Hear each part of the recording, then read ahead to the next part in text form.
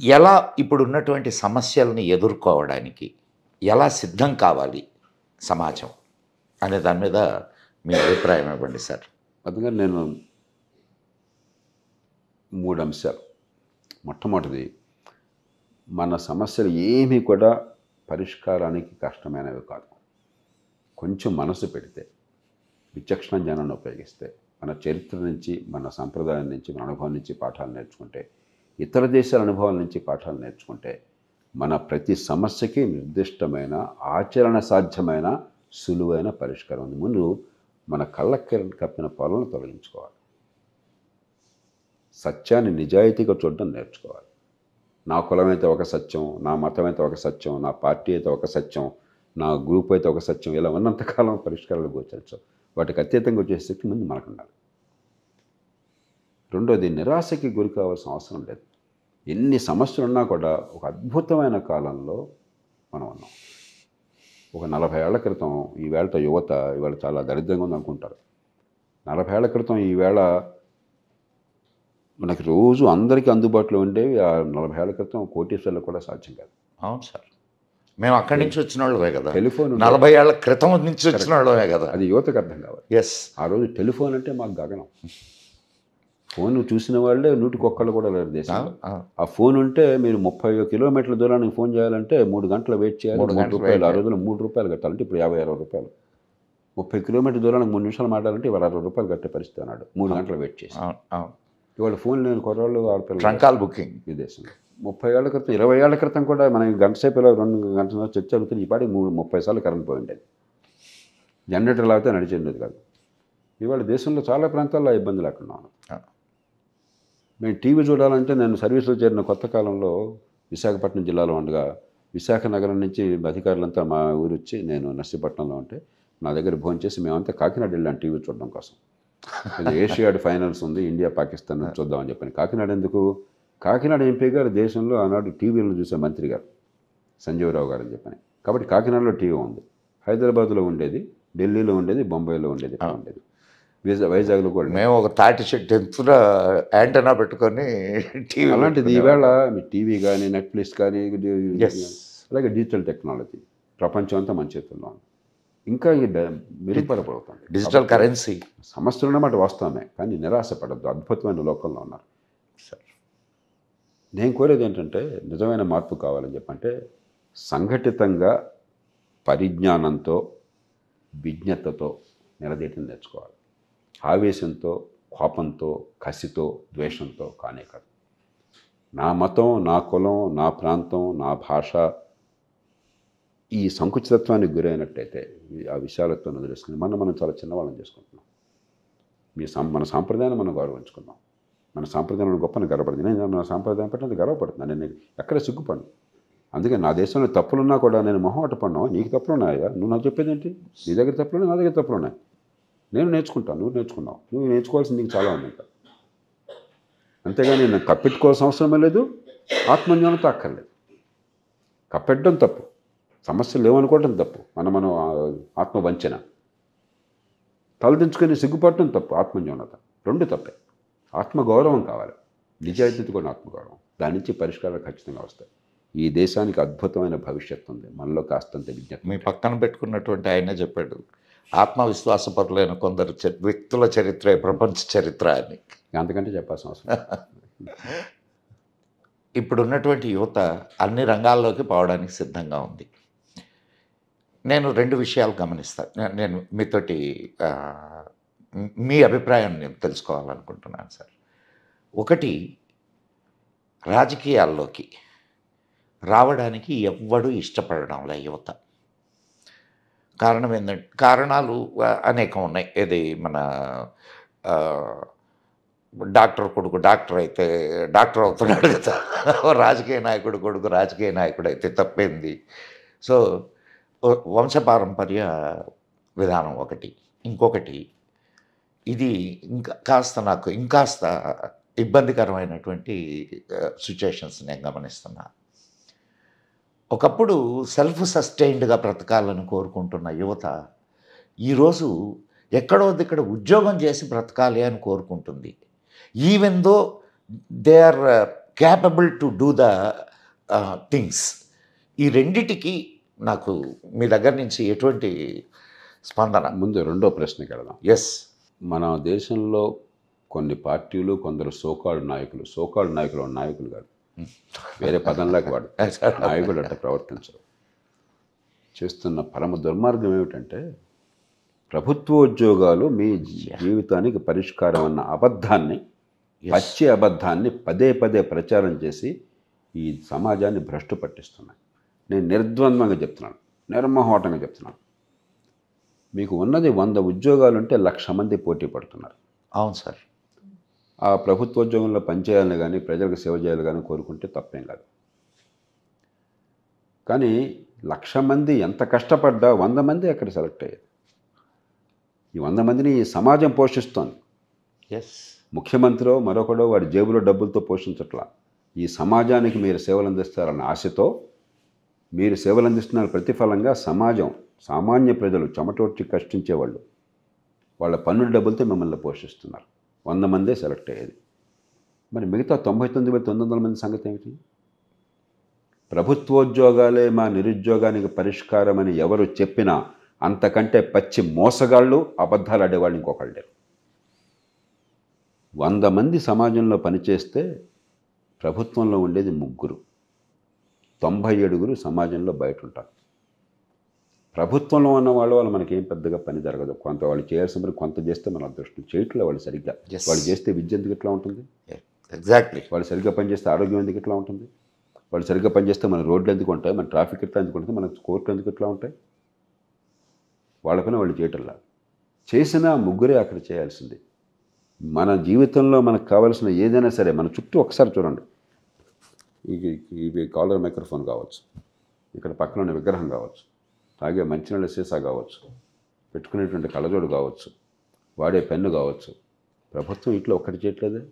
ఇవన్నీ సమాజంలో కష్టపడి ఉత్పత్తి చేస్తున్నారు. ఉపాధి అక్కడి నుంచి వస్తుంది. వాళ్ళు మన అవసరాలు తీరుస్తున్నారు. ఉపాధి ప్రతిఫలంగా వాళ్ళకు వస్తుంది. కాబట్టి నిజమైన ఉపాధి అంటే ప్రభుత్వోద్యోగంలో కూర్చొని జనం నెత్తనెక్కి తొక్కటం, లంచాలు మింగటం కాదు. నిజమైన ఉపాధి అంటే సమాజానికి అవసరమైన వస్తువుల్ని, సేవల్ని ఉత్పత్తి చేయటం మీకు ఉపాధి. ఆ సేవలు అందుకునే అవకాశం సమాజానికి. అక్కడి నుంచి ఉపాధి వస్తుంది తప్ప, సంపద వస్తుంది తప్ప ప్రభుత్వ ఉద్యోగం నుంచి రాదు. దీనికి యాడెడ్ క్వశ్చన్ సార్. ఇప్పుడు అంటే నేను let me tell you, I'm from Vaishya community. అంటే నేను ఎందుకు చెప్పాను అంటే వ్యాపారస్తుల కుటుంబం. ఒక్కొక్క కుటుంబంలో నేను గమనిస్తున్నాను ఇది దాదాపు ఒక 10 మంది 20 మందికి ఉపాధి కల్పించి వ్యాపారాలు చేస్తున్నటువంటి వ్యాపారస్తులు ఉన్నారు. కానీ వాళ్ళ పిల్లలు, అంటే నేను ఇది ఒక్క దాంట్లోనే కాదు, నేను తక్కిన అన్ని సమాజాల్లో గమనిస్తున్నాను నేను.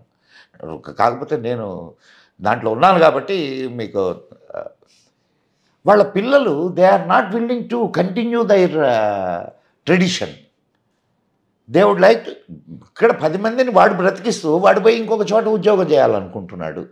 ఇది ఈ మనస్తత్వాన్ని గురించి ఎట్లా అర్థం చేసుకోవాలా మనం? అంటే 2 జరుగుతున్నాయి. ఓ పక్కనేమో చాలామంది యువత, 20 ఏళ్ల వయసు పిల్లలు కూడా నేను చూస్తున్నాను, ఎంటర్‌ప్రెన్యూర్‌షిప్, స్టార్టప్స్ చాలా ప్రయత్నం చేస్తున్నారు. మరి ఓ పక్కనేమో మనకి భద్రమైనటువంటి ఉద్యోగము అని చెప్పంటే నెల జీతం, కాలమే కాలేసి కూర్చోవచ్చు, బాధ్యత లేదు, భరోసా ఉంటుంది అన్న భావానికి మరికొంత అంకితం అవుతున్నారు. కాబట్టి 2 రకాలు ఉన్నాయి. అంతేగాని అందరూ యువత కూడా ఉద్యోగాల కోసం వెళ్తున్నాను అనుకోవటం. అఫ్కోర్స్ చాలామంది యువత ఉద్యోగాలు చేస్తూ వదిలేసి వచ్చిన వాళ్ళని కూడా సందర్భాల్లో తల్లిదండ్రులు ఎందుకు అవసరంగా రిస్క్ తీసుకుంటున్నాం అని మనం కూడా అడుగుకుంటున్నాం. ఎందుకంటే మనం ఇంకా అభద్రత గురైన సమాజం, ఇంకా పేదరికం నుంచి ఇంకా బయటపడాల. కాబట్టి పిల్లలు ఏమైపోతారని భయంగా తల్లిదండ్రులది, మంచి ఉద్దేశంతోనే. అలాగే పిల్లలకు కూడా రేపొద్దున ఏమవుతాం, రిస్క్ టేకింగ్ కెపాసిటీ లేక ఆ రకంగా జరుగుతుంది. కొంత గ్లామర్ కోఎఫిషియంట్ కావచ్చు. ఇప్పుడు ఉదాహరణకి పాతకాలంలో వర్తకం చేసేవాళ్ళు ఒక పాత పద్ధతుల్లో చేస్తారు. వీళ్ళకి అది నచ్చదు. వీళ్ళకి రాత్రి మౌళ్ళు అందుబాటులో ఉండే కష్టపడడం నచ్చదు. ఇప్పుడు వ్యాపారం చేసినా కూడా ఇప్పుడు కొత్త పద్ధతుల్లో వీళ్ళు టీవీ సీరియల్ చూసినట్టు చూడాలి. అలాంటి తేడాలు ఉంటాయి. అంచేత ఆ ఇబ్బందులు ఉన్నాయి. కానీ మౌలికంగా ఉపాధి సంపద సృష్టి నుంచి వస్తుంది.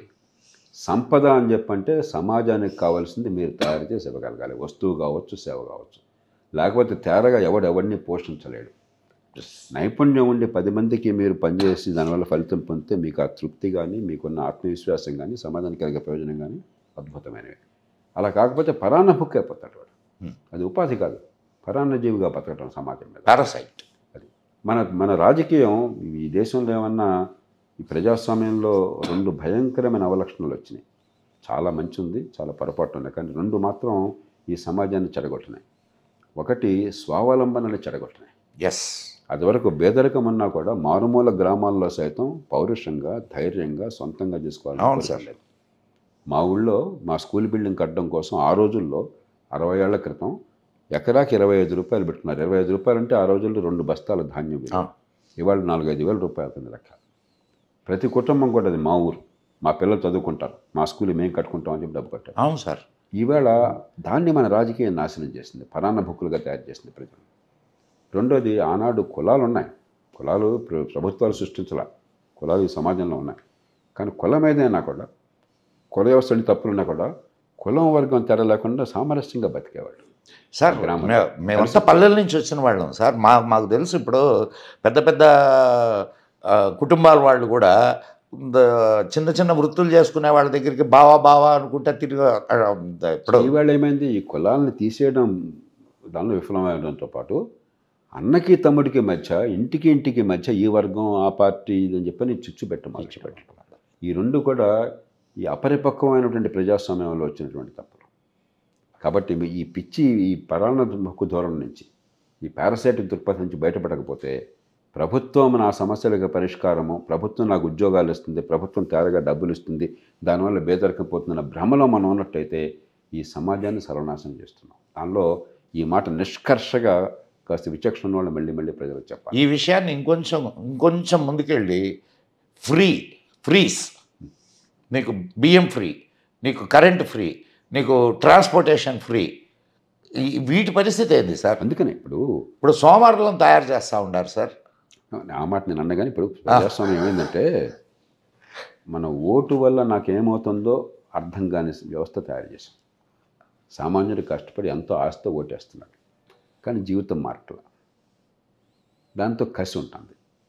ఆ కసి ఉన్నప్పుడు ఓటు పొందాలని చెప్పంటే పేదరికాన్ని ఆసరాగా చేసుకుని ఎలాగో ఆకర్షించడం కోసం చెప్పి డబ్బులు పంపిణీ, లేకపోతే ఎన్నికైన తర్వాత అన్నీ ఫ్రీగా ఇచ్చేస్తాను వీడు బాబుగాడి సొమ్ములాగా. ఖచ్చితంగా ఒక పేద సమాజంలో తాత్కాలికమైన సంక్షేమం కూడా అవసరం కొంతమేర. కానీ తాత్కాలిక సంక్షేమమే పరిపాలన, ఇంకేం అక్కర్లేదన్నటువంటి ధోరణి తీసుకొచ్చారు. అది అంతకంటే భయంకరమైన పాపం ఇంకోటి. అంటే ఏంటి, మీరు ఎల్లకాలం మీ బేదలుగా ఉండి పుచ్చుకునే చేతులు, నాది ఇచ్చే చేతులు అంటే అంతకంటే అవమానం బేదలకు ఇంకోట్లేదు, అంతకంటే దారుణం ఇంకోట్లేదు. ఖచ్చితంగా తాత్కాలికంగా ఇప్పుడు ఆకలిగా ఆత్మగౌరవం చచ్చిపోద్ది సార్. ఆత్మగౌరవం చచ్చిపోతుంది, అసలు భవిష్యత్తు ఉండదు. ఎల్లకాలం బేదలుగా మగ్గిపోతారు. కాబట్టి తాత్కాలిక అవసరాలు కొన్ని తీర్చాలి, కానీ ఒక సమతూకం కావాలి.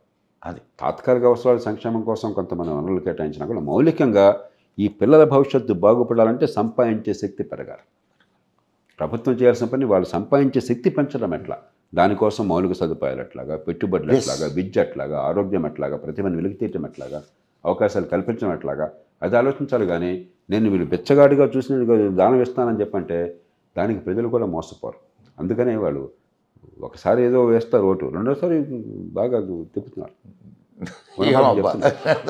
ఈ విషయంలో ఇంకా నేను పరిణతి చెందలేదేమో. సమయం పడుతుంది, ఒక పేద దేశం కాబట్టి సమయం పడుతుంది, అది తేలిక కాదు. కానీ దాన్ని ఖచ్చితంగా ప్రజల అసహాయతను ఆసరాగా చేసుకుని ప్రజలను మోసం చేస్తున్నారు. ఇక రెండోది, రాజకీయంలోకి వెళ్ళాలా వద్దా అన్నది. స్వతంత్రానంతరం, ఎమర్జెన్సీ అనంతరం రాజకీయంలోకి రమ్మని గట్టిగా పిలుపునిచ్చినవాడిని నేను, యువతని. దానికోసం పార్టీని కూడా పెట్టినవాడిని. చిత్తశుద్ధితో పార్టీని, రాజకీయాన్ని ఎట్ట నడపాలో అలాగే నడిపే ప్రయత్నం చేశాం మేమంతా కూడా. కానీ ఇవాళ ఉన్న పరిస్థితులు, ముఖ్యంగా మన ప్రాంతాల్లో, దేశమంతా అలా ఉండకపోవచ్చు, మన తెలుగు రాష్ట్రాల్లో నిజాయితీగా, చిత్తశుద్ధితో, అబద్ధాలు ఆడకుండా, డబ్బులు పంచకుండా రాజకీయంలో పాలు పంచుకునే అవకాశం లేకుండా పోయింది. ఇది వాస్తవం ఎన్నికల రాజకీయంలో. ఎస్. కాబట్టి అయినప్పటికి కూడా ఈ ఉన్న ఈ పొరపాటు పరిస్థితుల్లో కూడా మంచివాళ్ళు సమర్థులు ఉంటే వీళ్ళంతవరకు ఉండాలని నేను కోరుకుంటున్నాను, ఏ పార్టీలోనే సరే. ఆ కొద్దిమంది కూడా మంచివాళ్ళు, విజ్ఞత గలవాళ్ళు, దేశాన్ని ప్రేమించేవాళ్ళు కానీ లేకపోతే కనిపించడం లేదు సార్. కానీ అది అలా ఉంచుతూ మరి యువత ఏం చేయాలి? యువతలో చాలామంది ఇప్పటికి కూడా రాజకీయంలో పాల్పంచుకోవాలని కోరిక మంచి ఉద్దేశంతో ఉన్నారు. దేశాన్ని ప్రేమించేవాళ్ళు, దేశం మారాలని కోరిన వాళ్ళు ఉన్నారు. కానీ దురదృష్టం కొద్దీ వాళ్ళకి ఎన్నికల రాజకీయం ఇవాళ కనీసం మన రాష్ట్రాల్లో మార్గం కాదు. కానప్పుడు రాజకీయానికి అర్థాన్ని మార్చాలి. రాజకీయం ఎన్నికల్లో పోటీ కాదు, ఎమ్మెల్యే కావటం కాదు. ఇవాళ పరిస్థితుల్లో 30 కోట్లు ఖర్చు పెడితే ఎమ్మెల్యే అవుతానంటే మనం సమస్యల భాగం అయిపోయినాం. అది పరిష్కారం కాగలదు. కాబట్టి రాజకీయానికి అర్థాన్ని మార్చాలి. మన చుట్టూ బోల్డు సమస్యలు ఉన్నాయి. సామూహిక సమస్యలు, వ్యక్తిగత సమస్యలు కాదు. సొంతంగా పరిష్కారం చేసుకోలేనివి, అవి పరిష్కారం కాకపోతే మన జీవితంలో ఆనందం లేనివి. అదే రాజకీయం. వ్యక్తి సమస్యలు కాకుండా మంది సమస్యలను పట్టించుకోవటమే రాజకీయం. ఎన్నికల్లో పోటీ చేసి ఎమ్మెల్యే కావటం రాజకీయం కాదు. అది కూడా రాజకీయంలో భాగమే, కానీ అదొక్కటే రాజకీయం కాదు. అంచేత ఎక్కడికెక్కడ సమాజ సమస్యల పరిష్కారం కోసం అని చెప్పని ఏం చేయాలో అవగాహన పెంచుకుని సమాజాన్ని సంఘటితం చేస్తే పరిష్కారాలు వస్తాయి. రెండు మార్పుల కోసం గట్టిగా నిలబడినట్టయితే, ఒకటి రాజకీయ పార్టీల్లో అంతర్గత ప్రజాస్వామ్యం.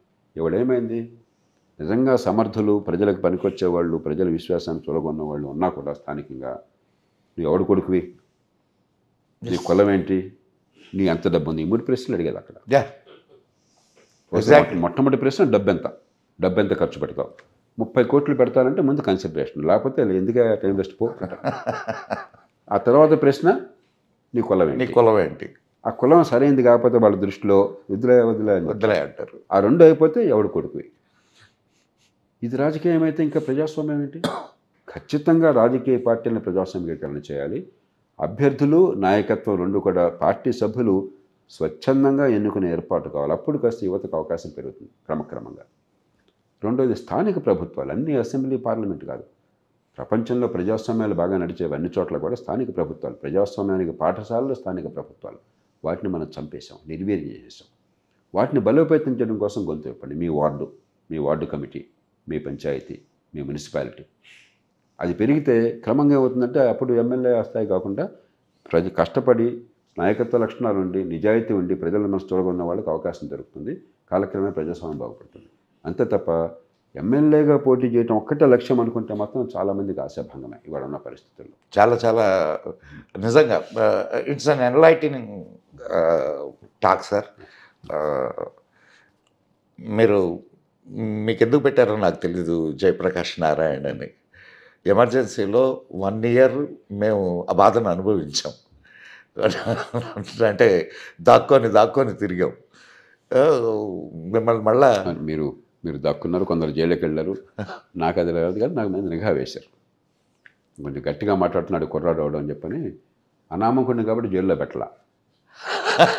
అనామకుడు అయితే జైల్లో పెట్టిండు, అనామకుడు కాకుండా జైల్లో పెట్టిండేవాడు. ఎవడో ఫలానా వాడు తెలిసి ఎవరు తెలుసు, మెడికల్ విద్యార్థిని, వైద్య విద్యార్థిని నిర్మోహటంగా చెప్తున్నాను, బహిరంగంగా మాట్లాడుతున్నాను, వ్యతిరేకంగాను. ఏం చేయాలి అర్థం కాక నిఘా పెట్టి. ఎలా చేసింది, నాకు ఐఏఎస్ సెలెక్ట్ అయిన తర్వాత పేపర్లో వచ్చింది, మంచి ర్యాంక్ వచ్చింది. మరి అందరినీ అకాడమీకి పిలుస్తున్నారు, నన్ను పిలవట్లా. డేట్ అయిపోతుంది. ఆ రోజుల్లో ఏంటి, రైల్వే రిజర్వేషన్ అంటే ప్రాణం పోతుంది, విమానం అనే ఆలోచన కూడా లేదు. రైల్వే రిజర్వేషన్ ముందుగా చేయకపోతే మరి రిజర్వేషన్ దొరకదు, ఎట్లా వెళ్ళాలని కంగారు. ఏమిటని కనుక్కుంటే అప్పుడు పోలీస్ క్లియరెన్స్ రాలేదు. ఎందుకు రాలేదు అని చెప్పంటే ఎమర్జెన్సీలో నిఘా ఉంది మీ మీద అదనమాట. సో ఇవాళ చాలా ఫ్రూట్ఫుల్ డిస్కషన్ సార్. మీ వ్యూ ఏదైతే ఉందో, కానీ నేను మళ్ళా రియాలిటీకి అక్కడే రాలేకపోతున్నా. అందరూ జేపీలు కాలేరు, కానీ మీలాగా ఆలోచించడం మొదలెడితే ఖచ్చితంగా సమాజం మారుద్ది. అయితే ఇప్పుడు ఆయన వివేకానందులు వారు చెప్పినట్టు మార్పు మనతోటే మొదలు కావాలి. ఇది నిజంగా చాలా చక్కటి సందేశాన్ని ఈరోజు మా భక్తివన్ ప్రేక్షకులకి ఇచ్చారు సార్. చాలా ధన్యవాదాలు. మళ్ళా ఇంకొన్ని సమస్యల మీద అంటే పోరాటం చేసే వాళ్ళతో మాట్లాడితే పోరాట పటిమ మాకు కూడా అబ్బుద్దేమోనని. ఇదండి ఈనాటి చర్చా వేదిక. విన్నారు కదా, Jayaprakash Narayan, a brand, A view, A idea. వారిని ఆదర్శంగా తీసుకున్న యువత చాలామంది ఉన్నారు. అండ్ వారి ఆలోచనలు సమాజాన్ని తట్టి లేపేటటువంటి ఆలోచనలు, వారి పోరాటం నిరంతరంగా కొనసాగుతూ ఉంది. సమాజాన్ని జాగృతం చేస్తూనే ఉంది. మళ్ళా ఇటువంటి అద్భుతమైన వ్యక్తులతో మళ్ళా కలుద్దాం. అంతవరకు సెలవు మరి.